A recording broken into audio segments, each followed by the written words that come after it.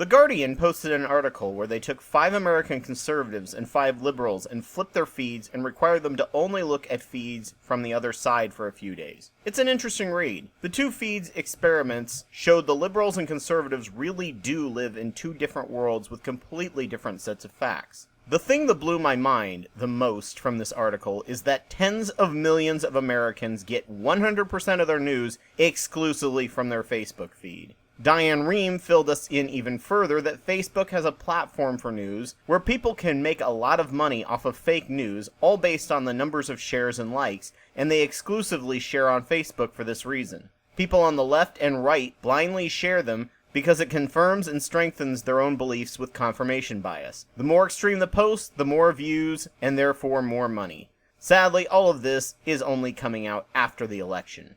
Your Facebook feed is for opinion after you've read the actual news, to alert you to news that's breaking that you can look up, and alert you to news that might slip through the cracks in the news cycle, which you can then fact check. It is just like 24-hour cable news of any kind, opinion and time filler with a pure profit motive.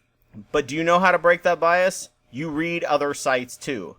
I currently get my news from Google News Feed, and have to change it every few years when it starts getting crazy, or has ads pretending to be news.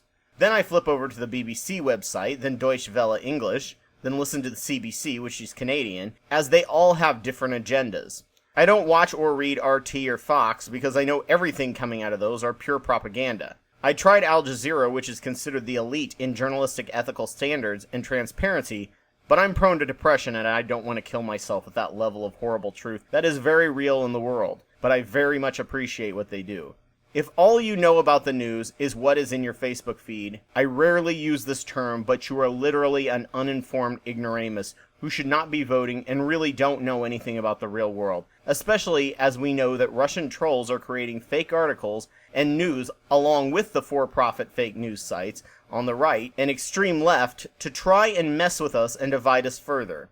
After this election, Mark Zuckerberg and Twitter and other social media are feeling the pressure to do something similar that YouTube did and demonetize fake news. But that's a complex gray area, as depending on the bubble you're in, who's to say what's fake or real now?